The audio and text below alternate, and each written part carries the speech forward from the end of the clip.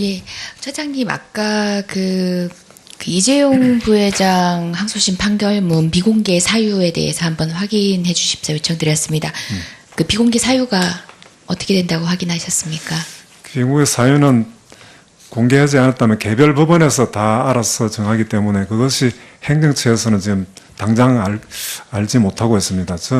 뒤에서 말씀 주시는데 예, 미확정 판결은 원칙적으로 안 해준다고 하고 있습니다. 그 미확정 미확정 판결 안 해주는 예. 이유가 바로 아까 무죄 추정이라든지 추정이라고요. 이런 거. 자, 그 판결 이후에 20여일 동안은 일반인 요청하면은 접근이 가능했어요. 미확정 판결인데도. 근데 갑자기 비공개로 전환된 시점이 뭐냐면요. 이 부회장 측의 변호인에 의해서 요청을 하니까 그때부터 비공개로 전환을 했다고 합니다. 열람복사 제한 신청서를 제출을 하고 판결문 이후에 대략 한 12주 정도 뒤입니다. 12일 정도 뒤에 열람 및 복사 제한 신청을 내고 이것을 법원이 받아들이면서 그렇게 됐습니다. 이것은 방금 말씀하신 비공개 사유에 합당한 어떤 경과로 보이진 않습니다. 그리고 제가 당사자의 요청에 의해서 했다라고 하면 그 다음 생각할 수 있는 거는 사생활 비밀인데요. 좀 과한 것 같아요. 법인명까지 비실명 처리가 되는 등, 그리고 삼성 이재용이라는 그 이름 자체가 이미 공개재판 과정에서 노출이 된 상황에서 범죄 행위 자체가 이미 공개적 논의 선상에 있었는데 비공개를 할 달리 이유가 없어 보였습니다. 그리고 아까 말씀 주신 무죄 추정 원칙이라는 것은 더더욱 형사 절차 내에서 존중돼야 할 원칙이지만 공개재판 과정에 있은 판결문에 대한 비공개 사유로는 저는 좀 납득이 안 되는데 향후 요거는 다시 여쭙도록 하겠습니다. 다른 의원님께서도 말씀 주셨지만 저는 한 번 더 정리를 하고 싶습니다. 국제인권법 연구회가 476명, 이제 대략 500여 명 정도가 되는데, 아까 하신 것처럼 가입과 탈퇴가 자유롭다 보니까, 지금 현재 어느 정도 인원인지 모르겠지만, 전체 3천여 명 가까운 법관들 중에서 대략 25에서 30% 내외로 알고 있습니다. 그 안에 우리법 연구회, 지금 야당 의원님들께서 여러 차례 문제시하고 계신 우리법 연구회 인원은 24명이고, 이미 해체된 지 오래지요. 그리고 민판연 같은 경우 소위 법원 내 엘리트 집단으로 폐쇄적 엘리트 집단으로 지목되어 왔던 민판연 출신은 25명이다. 이 두 연구회를 기준으로 보수적이다, 진보적이다라고 이념적인 성향을 구분하긴 하지만 사실상 그 문제가 이 사건에서는 중요하지 않을 정도로 국제인권법 연구회의 인원이 이들을 훨씬 넘는 다수입니다. 법원의 요직 몇 개를 여러분들께서 거론을 하시고 특히 또 보수 언론 몇 군데에서도 거론을 하면서 부장판사까지도 요직이라고 거시하기까지도 합니다. 전체 법관 중에 25%에서 30% 가까운 인원이 가입과 탈퇴가 자유로운 국제인권법 연구회의 인원이, 그러니까 소위 말하는 법원의 요직, 이 분류 자체도 굉장히 모호해서 제가 질문을 드리면서도 어떻게 확정을 해야 될지 모르겠습니다. 부장판사까지 심지어 포함한다면 그 법원의 요직에서 어느 정도 차지할 것 같습니까? 인사라든지 기타 선정을 할 때 어느 학회에 어떻고 이런 걸 기준으로 하는 거 아니고 일단은 그 사람의 그 능력과 자질, 기타 여러 가지 종합해가 하기 때문에 그 때문에 어느 연구회라 해서 안 되고 그런 거는 적절하지 못하다고 생각합니다. 저도 질문을 해놓고 정확한 비율을 듣고 싶어서 한 얘기가 아닙니다. 상당한 인원이 되는 이 학회원을 애써 배제할 수도 없고 애써 포함시켜 고려할 필요도 없다는 말씀을 공유하고자 했습니다. 오전 질의에 이어서 다시 국민참여재판에 대한 말씀을 조금 드리고자 합니다. 사실상 재언에 가까운 이야기인데요. 국민참여재판 확대와 관련된 여러 논의 과정에서도 사실상 아직까지는 주목을 하지 않고 있는 부분입니다. 실제 참여재판에 관여했던 여러 법조 관계자들에 의하면 법관의 관여가 영향을 미칠 수 있는 우려에 대해서 지적하시는 분들이 많았습니다. 제가 말씀드린 바처럼 법관이 참여재판에 관여할 수 있는 이제 절차상의 권리는 몇 군데 있습니다. 그런데 소송 지시권도 당연히 행사할 수 있지만 오전에 말씀드렸지만 다시 한번 말씀드리건데 일례로 변호사가 변론 과정에서 하금씨 판례의 예를 들자 하금씨 판례를 예를 드는 것은 적절하지 않다. 확정 판결 예를 들어야 하는 것처럼 꼭 변론 과정에서는 그렇게 해야 되는 것처럼 이야기를 했습니다. 당시 문제됐던 그 판례 자체는 기존의 대법원 판례에 어긋나는 것도 아니었고 사실관계 포섭에 있어서 당해 사건에 있어서 참조할 만한 정도의 판례에 불과했는데 그렇다 보니까 배심원들은 기본적으로 변호인의 또는 피고인 측의 방어에 대해서 방향에 대한 의문을 가질 수밖에 없습니다. 저는 이 말씀을 드리는 이유는 국민참여재판이 근본적으로는 확대를 위해서 우리 헌법 개정이라든지 관련 법제 개정을 통해서 뒷받침돼야 될 부분도 있지만 현재 운용 과정에서도 특정 사례를 뭐 전적으로 일반화하기는 어렵지만 운용의 사례에 있어서 법관이 어떤 방식으로 그 유기적 영향을 미치고 있는지에 대한 조사도 소위 피고인 측의 입장, 그러니까 법원의 수요자의 입장, 법률 수요자의 입장에서 한번 점검을 해보십사 제언을 드려보는 것입니다. 물론 이제 지금까지 진행된 국민참여재판의 결과와 판사에 의한 유사 판결의 결과의 례가 상당히 비슷하고 이성과 상식 그리고 법률 일반에 대한 상식적인 국민의 판단과 법관의 판단이 다르지 않다는 측면의 전형적인 결과물을 저도 확인한 바 있습니다만은 혹여나 하는 운영 과정에서 생길 수 있는 그런 지점들에 대해서도 한번 챙겨봐 주시길 요청드리겠습니다. 예, 위원님께서 말씀한 변론권 제한 문제는 참여재판뿐만 아니라 참여재판이 아닌 재판에서도 충분히 보장돼야 되는 것은 충분히 수긍할 수 있습니다. 그리고 참여재판은 그 참여재판에 참여한 배심원들의 한번 재판을 하고 나서는 법원의 신뢰가 상당히 높아졌다. 이런 통계 보고도 있습니다. 그렇기 때문에 법원으로서도 신뢰를 높이기 위해서는 참여재판을 많이 해야 되겠다. 이런 생각을 하고 있습니다. 그리고 판결 공개 문제는 우리 법원에서 결정할 부분도 있지만은 아까 말했듯이 특정인은 개방해도 공개된다는 이런 것은 하나의 법률 사항이 아닌가 싶습니다. 또 판결 공개와 관련해서도 좀 완화하는 그런 입법적 조치도 필요하다고 생각됩니다. 판결 공개와 관련해서 그간 너무 보수적으로 판단을 했기 때문에 그 기준에 대한 것조차도 확립되지 않은 탓에 오늘날 이런 현상들이 정리해 주시죠. 목격하게 되는 것이 예, 아닌가. 알겠습니다. 예, 이재정 의원님 수고하셨습니다. 네, 네, 네, 진선미 의원님 자료 제출 요구하겠습니다. 네, 저희가 확인해 보려고 하는데 시간이 걸려서요. 네. 아까 청자님께서 말씀하신 것처럼 법관의 의원 면직 제한에 관한 예규가 뭐 재작년에 바뀌었다고 하셨는데 그 부분 좀 저희한테 자료 좀 빠르게 주시면 좋겠습니다. 네, 그렇습니다. 네. 그렇게 하시죠. 네, 다음 순서는 윤상직 의원님. 네. 지금 그 국제임금법 연구회가 그 가입과 탈퇴가 자유롭다 했으니까 그렇게 뭐 적시인 색깔도 없고 다 개방된 그런 연구단체니까 그 회원 명단에 있잖아요. 그거 좀 제출해 주도록 요청드립니다. 예, 윤상직 의원님, 그럼 질의 또 순서니까 질의하시도록 하겠습니다. 자, 우리 행정처장은 그 전국 법관 대표 회의가 헌법 제8조에 있는 거를 방금 답변하셨어요? 네, 헌법 8조에 보면 규칙 자율적으로 규칙 제정권. 아니, 제8조는 정당인데요. 정부 설립. 108조. 108조입니까? 예. 그건 뭐, 제가 아까, 됐고요. 확인해 보면 되고. 그 다음, 제가 지금 말이죠. 행정처장의 답변을 들어보니까 법관은 인사에 초연해서 재판만 열심히 하는 그런 집단으로 보입니다. 인사에 대해서는 초연하고, 그런 법원 내에서 판사들 사이에 왜 블랙리스트가 존재합니까?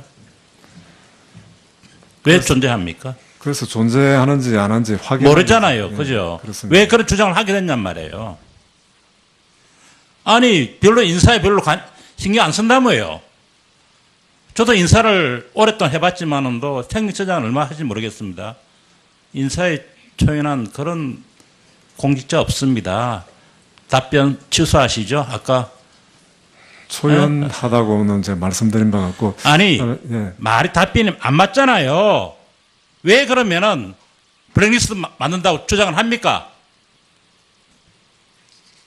인사를 처음 하시니까 답변을 그렇게 하신 것 같은데 정치적 편향성, 이념적 편향성이 그렇게 답변하신다고 해서 없으신 거 아닙니다. 국민들 다 그렇게 보고 있습니다. 저도 인사를 오래 했습니다만은 그렇게 하시면 안 돼요. 자, 이제 블랙리스트 문제, 사법개혁의 문제를 갖다 본격적으로 고려낸 게 1년 전 국제임금법 연구회에서 학술 대회를 개최하려다 시작되어 있죠. 자, 인권하고 국제임금법 연구회가 인권에 관련된 연구 활동을 하는 법관들의 학술 단체죠. 그런데 왜 사법개혁을 가지고 했습니까? 정치적 의도가 너무나도 있는 그런 모임을 했던 거 아닙니까? 뭐 인권이 있고 사법개혁입니까? 국제인권 속에는 사법의 그 재판권, 사법권 독립 이런 것도 상당히 영향을 미친다고 보아하는 것 같습니다. 그러지 마세요. 그러지 마세요. 그로부터 블랙리스트로 관심을 옮겼고 그 이후에 원세훈 재판 결탁 의혹까지 해서 계속적으로 정치 이슈화 시켰던 겁니다. 자, 블랙리스트가 2차에 걸친 조사 결과 일단 발견하지 못했죠. 그렇게 답변하셨죠. 네, 블랙리스트라고 하는 것은 발견 못했다고요. 왜 3차 조사를 합니까? 저는 이걸 보면서요. 이라크전이 부시가 이라크에 대량 살상 무기를 가지고 있다 해서 신고를 했거든요. 결국은 못 찾아냈습니다. 그래서 국제적인 비난을 받기 시작했거든요. 지금 3차 조사는 소위 말해서 이 사법개혁, 사법파동을 주도한 국제인권법 연구회에서 자기 정당성을 확보하기 위해서 계속적으로 파고드는 거 아닌가. 이슈를 이제 다른 쪽으로 옮겨서 자기 주장의 정당성을 확보하기 위한 것이 아닌가 하는 심각한 우려를 하게 됩니다. 이거야말로 판사, 법관의 행동 범위를 벗어난 겁니다. 왜 없는데 더 합니까? 그게 그때 2차 그 조사 결과에 의하면 똑같아요. 이라크 전쟁 그렇게 했습니다. 760개 파일은 암호가 걸려 있어서 못 봤다고 하니까 그 부분이 문제가 돼서 그러면 블랙리스트 없다고 이야기하면 안 되죠. 그 다음에 법원 행정처에 뒤에 계신 간부들이 다 있으신데 또 행정처장도 계시는데 직원들이 열심히 일했는데 너는 법원 행정처 직원은 인사에 초연해야 된다. 너 가기 싫은 데로 가라. 그렇게 이야기하실래요? 그러면 사람들 안 올 건데요. 그렇게 인사하는 거는 보겠습니다. 법원 행정처에 있는 판사들은 소위 말해서 좋은 곳에 갔다. 승진했다. 이런 이야기가 안 나오고 오히려 가니까 더 힘들었다. 그런 이야기만 나오기를 저는 기대합니다. 제가 지켜보겠습니다. 그렇게 하면 아마 법원 행정처 힘 빼고자 하지 않아도 다 힘이 빠집니다. 그렇게 해 주시기를 저는 행정처장께 강력하게 요청을 합니다. 예. 저도 인사를 해봤기 때문에 그렇게 인사로서 얼마든지 행정처 힘을 뺄 수 있습니다. 뒤에 계시는 간부님들 제가 말씀드립니다. 그렇게 하십시오. 그러면 과연 부하 직원들이 제대로 말을 들을 것인가 법원 행정처 조직에 와야 될 겁니다.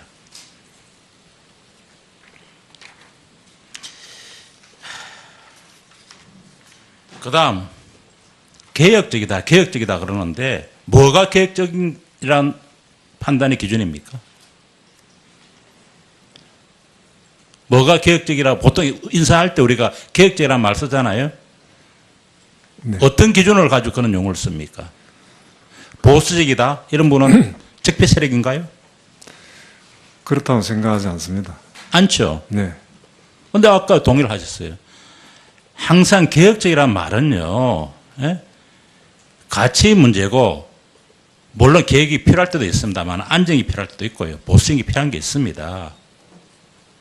그런데 우리 지금 사회는 특히 법원에서는 개혁 너무 좋아하지 마세요.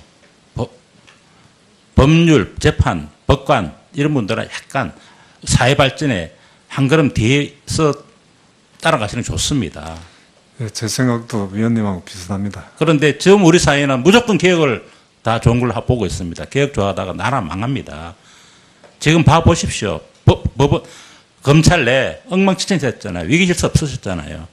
그 다음에 무슨 영장 기각만 하면은, 거기에 대해서 말이 비난의 이야기들이 검찰로부터 나오고, 서울중앙지검 하더라도 10번 이상 냈어요. 서사회 건의가 개판돼 버렸습니다. 말로. 이게 어떻게 가는지 모르겠어요. 법원 내는 이제 그냥 한두 번 했으면 그만이지. 끝까지 뭔가 찾아내려고 서로를 불신하고 있습니다.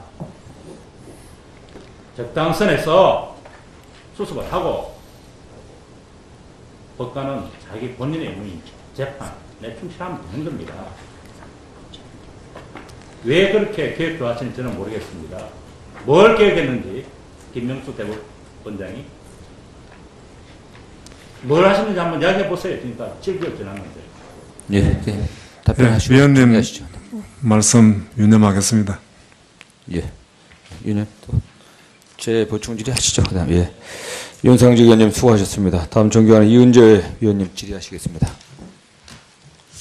네, 지금 존경하는 우리 윤상직 의원님께서 이 블랙리스트 부분에 대해서 말씀이 계셨는데 이 블랙리스트는 문학의 인사부터 시작이 됐습니다.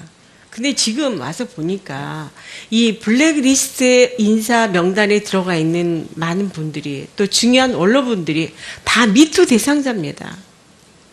자, 그러면 우리 법조계에서도 찾고 있는 이 블랙리스트, 나오지도 않는 블랙리스트, 지금 이렇게 미투 대상자를 찾고 있는 겁니까?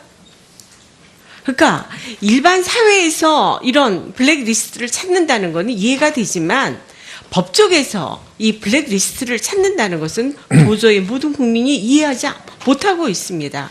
그래서 이 부분에 대해서는 즉각 중단하여 주시기 바랍니다. 예, 제가 마무리 조사하고 있는 것은 블랙리스트라는 용어를 쓰지도 않고 블랙리스트를 찾는 것도 아닙니다. 행정권 남용이 있었다고 주장하는 부분에 대한 그것도 사사시 추가 조사하는 게 아니고 기존에 나와 있었던 부족한 부분, 지적된 부분을 보완으로 조사하는 것이라고 할 수 있습니다.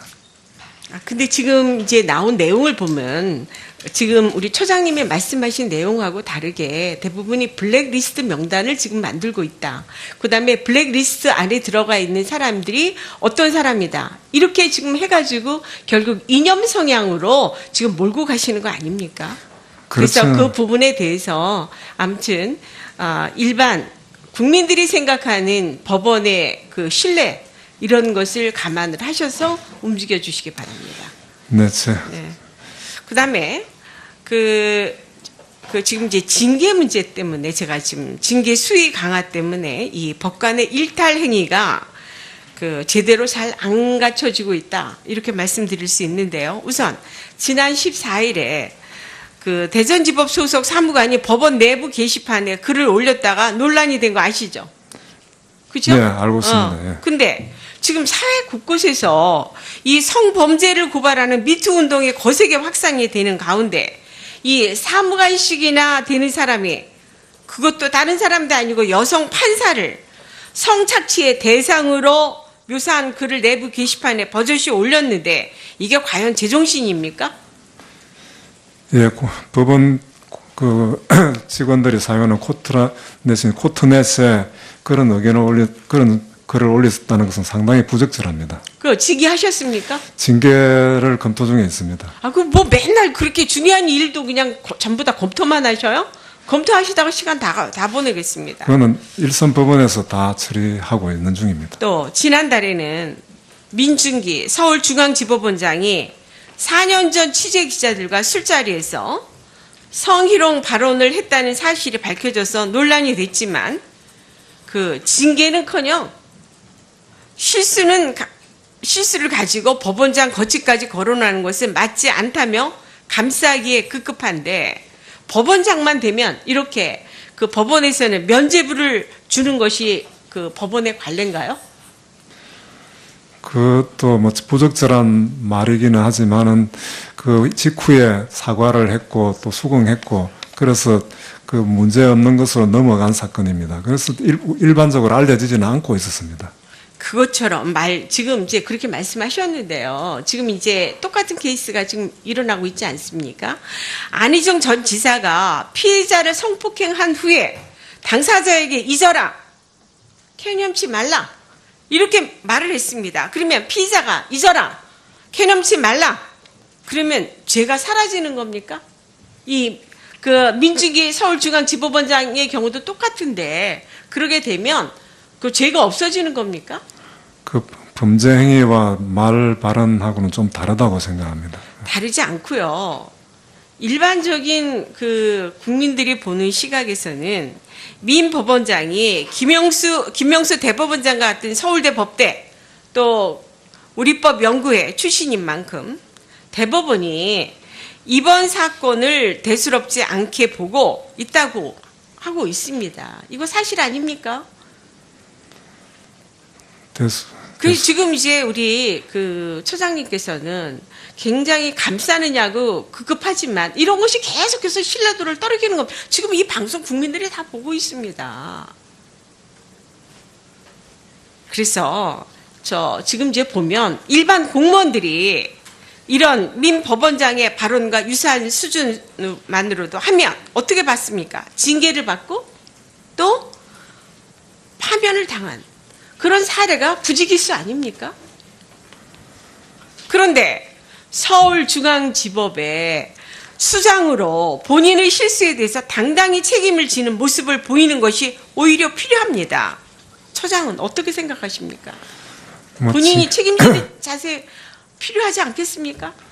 징계 사유가 될지 모르지만 징계 시효도 또 있기 때문에 그것은 현재로서는 징계 여부를 논할 수는 없는 거고, 그럼에도 또 다른 요소를, 즉 그분의 그 여러 가지 경륜이라든지 또 생각 이런 것이 법원장에 적합하다고 판단되어서 그 법원장에게 부임하게 했고, 그 위에 이제 이 사건이 밝혀진 바가 있습니다. 아니 근데 법원장의 그렇게 자격을 갖고 그런 분이 그런 성희롱 사건을 벌입니까?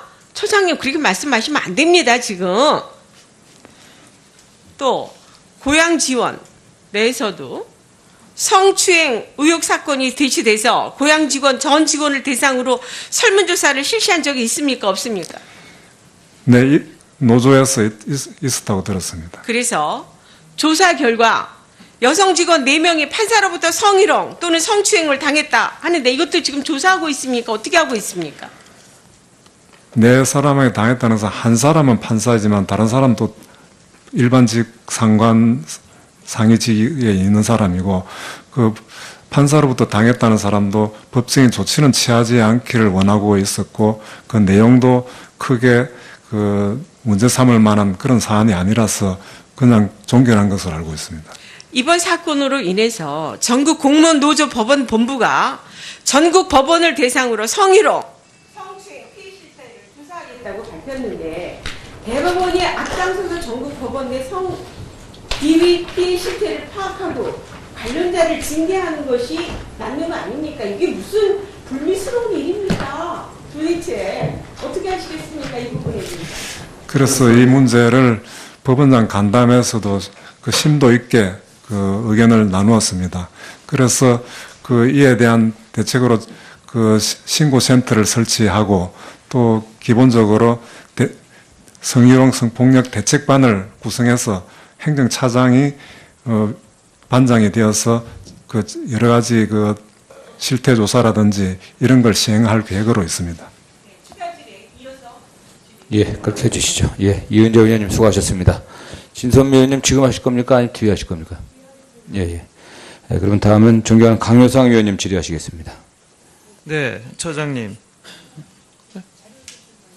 먼저 하세요. 네, 그럼 자료 주십니다. 제가 그 구속영장 실질심사 포기한 숫자하고 또 그랬을 경우에 영장 발부 비율이 어떻게 되는지 자료 요청드렸는데 지금 어떻게 되고 있나요?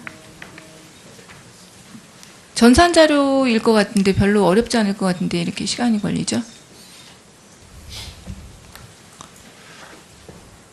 그게 특정한 법원이 아니고 전국적으로 다 조사하는 거죠.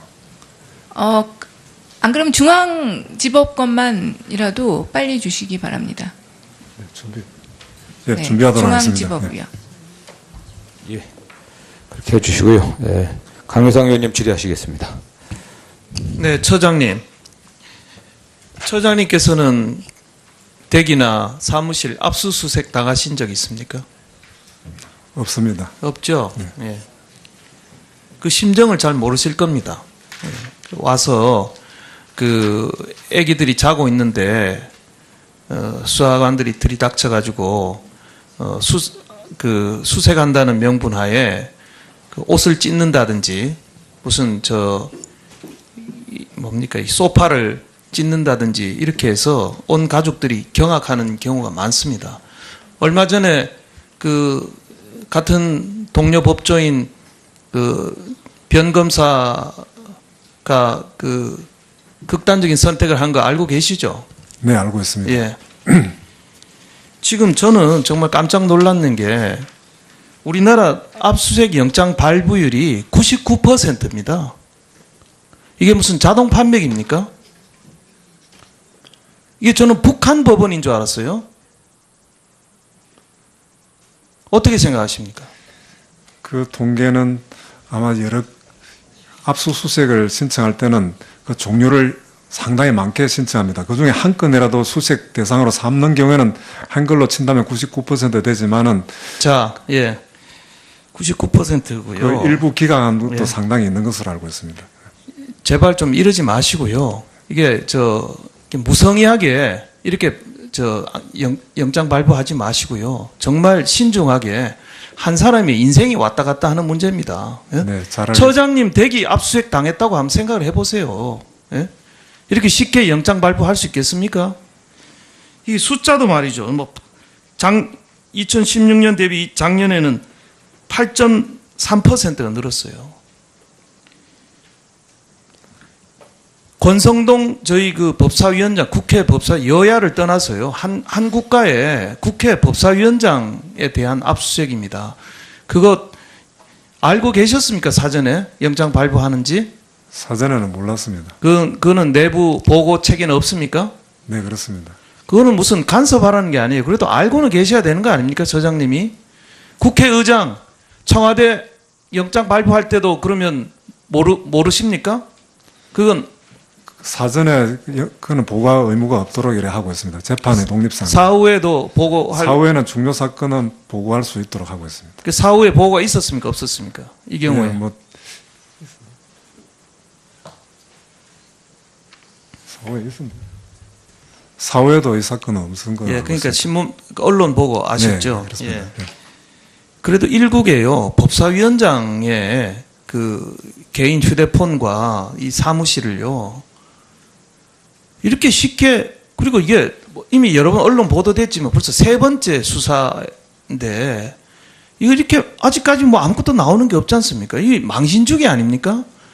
이게 정권의 이 야당 탄압 망신주기 수사에 그 정말 귀한 판사들이 영혼을 파는 거예요, 영혼을. 이런 식으로 어떻게 그 법원이 이렇게 고민도 없이 이게 영장 발부를 남발을 합니까? 이런 것은 법원에서 정말 판사님들이 정말 심각하게 고민하시고 결정하셔야 됩니다. 고민 없는 판사, 이건 정말 나라를 망치는 거예요. 공직에 있을 필요가 있습니까? 예? 월급쟁이 판사가 있을 필요가 있냐고요. 국민 세금이 아깝지 않습니까? 법원 개혁하신다고 지금 뭐 규칙을 바꿔서 뭐 그 대법관 추천을 뭐 기계적으로 하겠다. 이건 눈 가리고 아웅하는 겁니다. 근본적으로 헌법에 실질적으로 추천을 할 수 있으면은 헌법에 따라서 해야죠. 권한과 책임을 같이 져야죠. 왜 또 규칙을 슬그머니 고쳐가지고 이렇게 눈 가리고 아웅을 하십니까? 그런다고 대법원장이 관여 안 했다고 누가 믿겠습니까, 그거를? 헌법을 고쳐야 돼요. 대법원장이 내려놔야 됩니다. 제왕적인 대법원장 자리에서 호선제로 가든가 대법원이 스스로 개헌안을 제안을 하세요. 법관 인사도 이제 사법행정처에서 하는 거 손을 떼셔야 됩니다. 이런 근본적인 개혁안을 내놓으셔야지 지금 이런 식으로 그 규칙 고쳐서 하시는 거는 이건 논리에도 맞지 않고 현 헌법에도 맞지 않고 그리고 이 새로운 개혁 방향도 아닙니다. 그래서 제발 이제 법원도 이제 바뀔 때가 됐다. 이게 이제 국민적인 그런 그 요구가 있으면은 거기에 좀 부응하는 기득권만 지키겠다는 그런 생각보다도 어떻게 이것을 제도적으로 바꿀 것이냐 하는 데에 대해서 좀 깊이 좀 고민을 좀 해주시고요. 저도 언론인 출신이지만 국민들에게 3대 불신 직종을 얘기하면 1, 2위가 판검사고 그 다음에 3위가 언론인입니다. 그러니까 이런 따가운 국민들의 이 시선을 좀 분명히 좀 인식을 해 주셨으면 좋겠습니다. 예, 처장님 아까 그 이재용 부회장 항소심 판결문 비공개 사유에 대해서 한번 확인해 주십사 요청드렸습니다. 그 비공개 사유가 어떻게 된다고 확인하셨습니까? 비공개 사유는 공개하지 않았다면 개별 법원에서 다 알아서 정하기 때문에 그것이 행정처에서는 지금 당장 알지 못하고 있습니다. 뒤에서 말씀 주시는데 예, 미확정 판결은 원칙적으로 안 해준다고 하고 있습니다. 그 미확정 미확정 판결 안 해주는 예. 이유가 바로 아까 무죄 무죄 추정이라든지 추정이라고요. 이런 거. 자, 그 판결 이후에 20여일 동안은 일반인 요청하면은 접근이 가능했어요. 미확정 판결인데도. 근데 갑자기 비공개로 전환된 시점이 뭐냐면요. 이 부회장 측의 변호인에 의해서 요청을 하니까 그때부터 비공개로 전환을 했다고 합니다. 열람복사 제한 신청서를 제출을 하고 판결문 이후에 대략 한 12주 정도 뒤입니다. 12일 정도 뒤에 열람 및 복사 제한 신청을 내고 이것을 법원이 받아들이면서 그렇게 됐습니다. 이것은 방금 말씀하신 비공개 사유에 합당한 어떤 경과로 보이진 않습니다. 그리고 제가 당사자의 요청에 의해서 했다라고 하면 그 다음 생각할 수 있는 거는 사생활 비밀인데요. 좀 과한 것 같아요. 법인명까지 비실명 처리가 되는 등 그리고 삼성 이재용이라는 그 이름 자체가 이미 공개재판 과정에서 노출이 된 상황에서 범죄 행위 자체가 이미 공개적 논의 선상에 있었는데 비공개를 할 달리 이유가 없어 보였습니다. 그리고 아까 말씀 주신 무죄 추정 원칙이라는 것은 더더욱 형사 절차 내에서 존중돼야 할 원칙이지만 공개재판 과정에 있은 판결문에 대한 비공개 사유로는 저는 좀 납득이 안 되는데 향후 요거는 다시 여쭙도록 하겠습니다. 다른 의원님께서도 말씀 주셨지만 저는 한 번 더 정리를 하고 싶습니다. 국제인권법 연구회가 476명, 이제 대략 500여 명 정도가 되는데, 아까 하신 것처럼 가입과 탈퇴가 자유롭다 보니까, 지금 현재 어느 정도 인원인지 모르겠지만, 전체 3,000여 명 가까운 법관들 중에서 대략 25에서 30% 내외로 알고 있습니다. 그 안에 우리법연구회, 지금 야당 의원님들께서 여러 차례 문제시하고 계신 우리법연구회 인원은 24명이고, 이미 해체된 지 오래지요. 그리고 민판연 같은 경우 소위 법원 내 엘리트 집단으로 폐쇄적 엘리트 집단으로 지목되어 왔던 민판연 출신은 25명이다. 이 두 연구회를 기준으로 보수적이다, 진보적이다라고 이념적인 성향을 구분하긴 하지만 사실상 그 문제가 이 사건에서는 중요하지 않을 정도로 국제인권법 연구회의 인원이 이들을 훨씬 넘는 다수입니다. 법원의 요직 몇 개를 여러분들께서 거론을 하시고 특히 또 보수 언론 몇 군데에서도 거론을 하면서 부장판사까지도 요직이라고 거시하기까지도 합니다. 전체 법관 중에 25%에서 30% 가까운 인원이 가입과 탈퇴가 자유로운 국제인권법 연구회의 인원이 그러니까 소위 말하는 법원의 요직 이 분류 자체도 굉장히 모호해서 제가 질문을 드리면서도 뭐 어떻게 확정을 해야 될지 모르겠습니다. 부장판사까지 심지어 포함한다면 그 법원의 요직에 우리 법원에서 결정할 부분도 있지만은 아까 말했듯이 특정인은 개방해도 공개된다나 이런 것은 하나의 법률 사항이 아닌가 싶습니다. 또 판결 공개와 관련해서도 좀 완화하는 그런 입법적 조치도 필요하다고 생각됩니다. 네.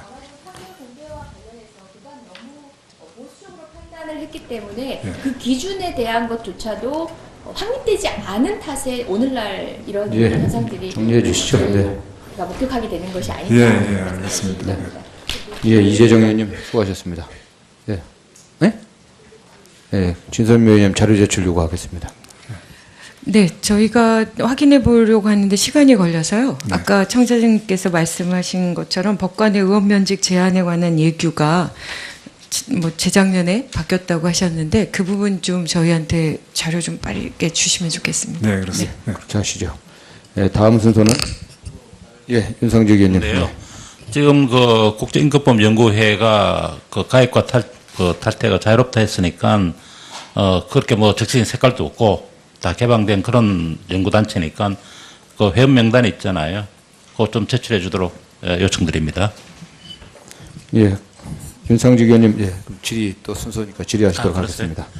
자, 우리 행정처장은 그 전국 법관 대표회의가 헌법제 8조에 의한 거를 방금 답변하셨어요? 네, 헌법 8조에 보면 규칙 자율적으로 규칙 제정권. 아니, 제 8조는 정당인데요. 정무슬 108조.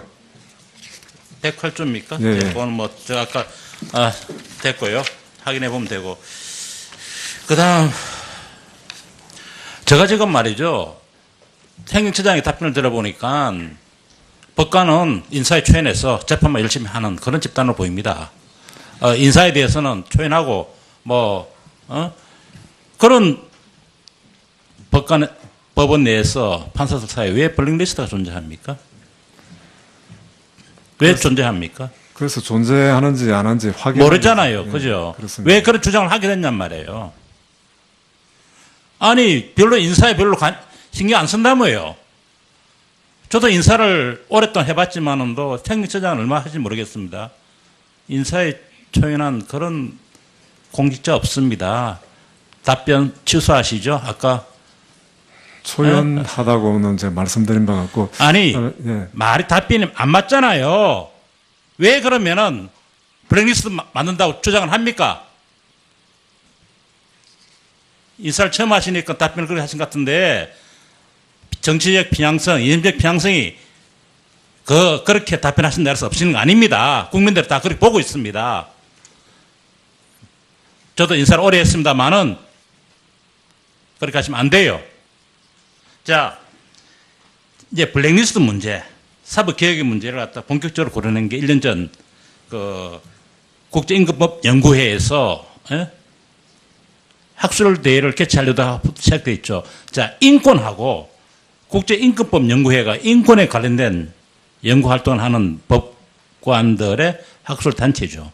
그런데 왜 사법개혁을 가지고 했습니까?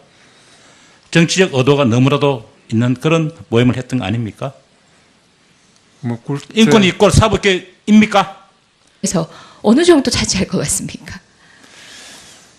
뭐 인사라든지 기타 선정을 할 때 어느 학회에 어떻고 이런 걸 기준으로 하는 거 아니고 일단은 그 사람의 그 능력과 자질 기타 여러 가지 종합해가 하기 때문에 그 때문에 어느 연구회라 해서 안 되고 그런 거는 적절하지 못하다고 생각합니다. 뭐 저도 질문을 해놓고 뭐 정확한 비율을 듣고 싶어서 한 얘기가 아닙니다. 상당한 인원이 되는 이 학회원을 애써 배제할 수도 없고 애써 포함시켜 고려할 필요도 없다는 말씀을 공유하고자 했습니다.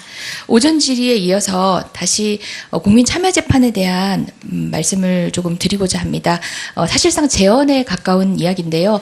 국민 참여 재판 확대와 관련된 여러 논의 과정에서도 사실상 아직까지는 주목을 하지 않고 있는 부분입니다. 실제 참여 재판에 관여했던 여러 법조 관계자들에 의하면 법관의 관여가 영향을 미칠 수 있는 우려에 대해서 지적하시는 분들이 많았습니다. 제가 말씀드린 바처럼 법관이 참여재판에 관여할 수 있는 이제 절차상의 권리는 몇 군데 있습니다. 그런데 뭐 소송주시권도 당연히 행사할 수 있지만 오전에 말씀드렸지만 다시 한번 말씀드린 건데 일례로 변호사가 변론 과정에서 하금시 판례의 예를 들자 하금시 판례를 예를 드는 것은 적절하지 않다.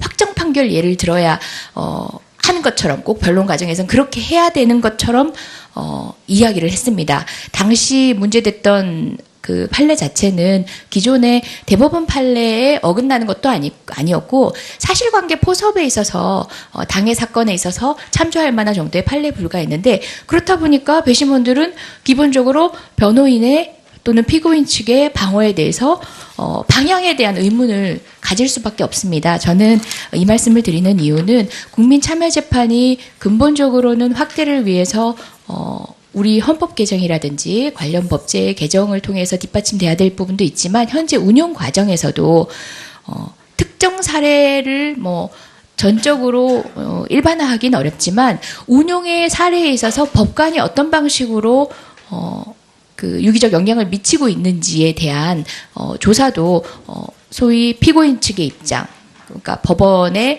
수요자의 입장, 법률 수요자의 입장에서 한번 점검을 해보십사 제언을 드려보는 것입니다. 물론 이제 지금까지 진행된 국민참여재판의 결과와 판사에 의한 유사 판결의 결과의 례가 상당히 비슷하고 이성과 상식 그리고 법률 일반에 대한 상식적인 국민의 판단과 법관의 판단이 다르지 않다는 측면의 전형적인 결과물을 저도 확인한 바 있습니다만은 혹여나 하는 운영 과정에서 생길 수 있는 그런 지점들에 대해서도 한번 챙겨봐 주시길 요청드리겠습니다. 예, 위원님께서 말씀한 변론권 제한 문제는 참여재판뿐만 아니라 참여재판이 아닌 재판에서도 충분히 보장돼야 되는 것은 충분히 수긍할 수 있습니다. 그리고 참여재판은 그 참여재판에 참여한 배심원들의 한번 재판을 하고 나서는 법원의 신뢰가 상당히 높아졌다. 이런 통계 보고도 있습니다. 그렇기 때문에 법원으로서도 신뢰를 높이기 위해서는 참여재판을 많이 해야 되겠다. 이런 생각을 하고 있습니다. 그리고 판결 공개 문제는 항상 개혁적이란 말은요, 예? 가치 문제고, 물론 개혁이 필요할 때도 있습니다만, 안정이 필요할 때도 있고요. 보수적이 필요한 게 있습니다. 그런데 우리 지금 사회는 특히 법원에서는 개혁 너무 좋아하지 마세요. 법률, 재판, 법관, 이런 분들은 약간 사회 발전에 한 걸음 뒤에서 따라가시는 게 좋습니다. 예, 제 생각도 위원님하고 비슷합니다. 그런데 지금 우리 사회는 무조건 개혁을 다 좋은 걸로 보고 있습니다. 개혁 좋아하다가 나라 망합니다. 지금 봐보십시오. 법원, 검찰 내 엉망진창이 됐잖아요. 위기질서 없으셨잖아요. 그 다음에 무슨 영장 기각만 하면은, 거기에 대해서 말이 비난의 이야기들이 검찰로부터 나오고, 서울중앙지검 하더라도 10번 이상 냈어요. 서사회 권위가 개판되어 버렸습니다. 말로. 이게 어떻게 가는지 모르겠어요.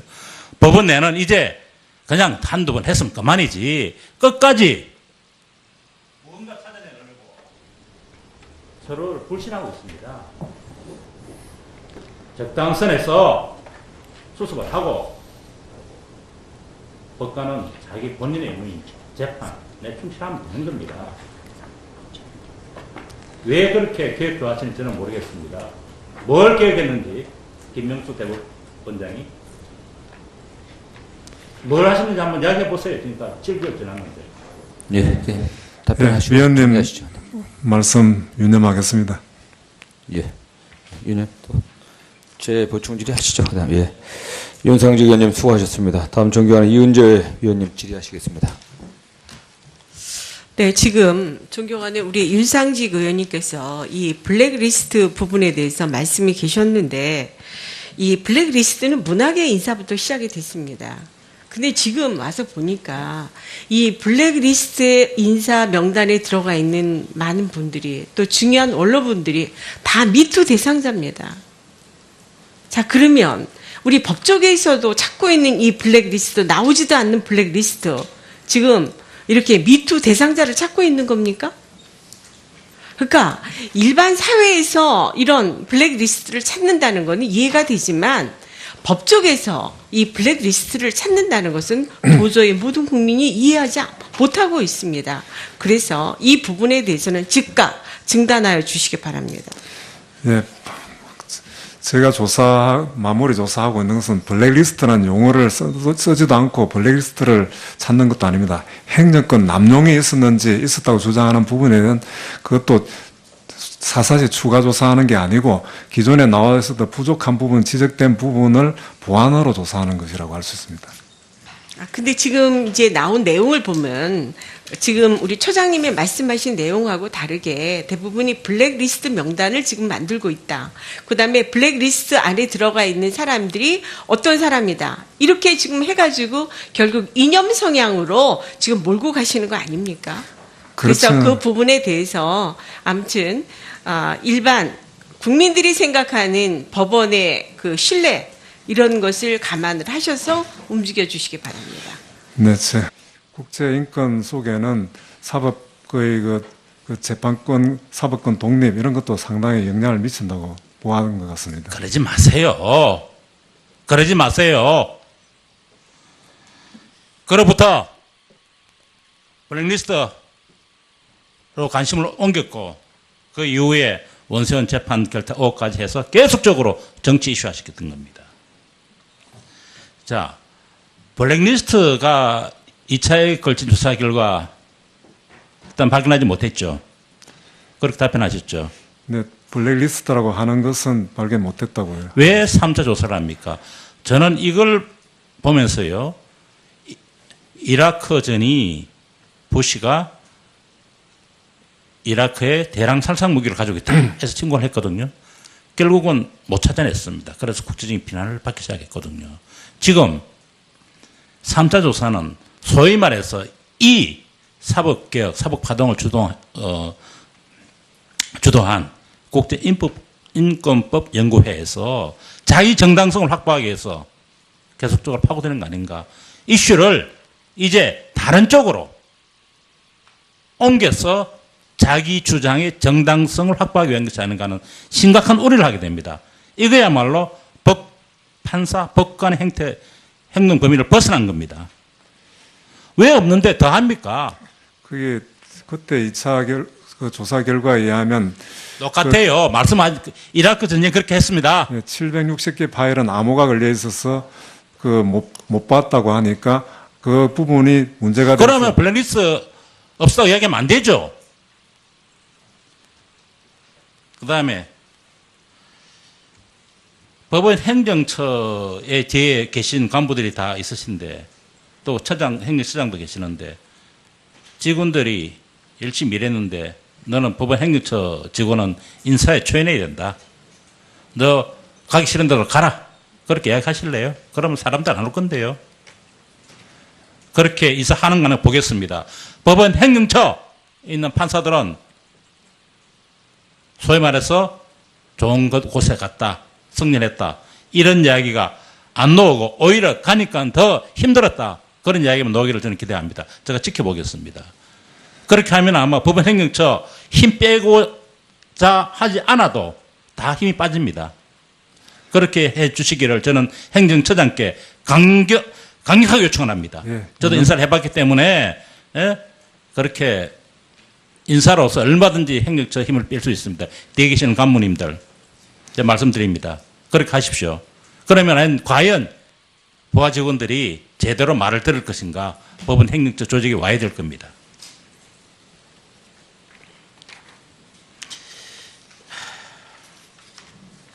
그 다음 개혁적이다 그러는데 뭐가 개혁적이란 판단의 기준입니까?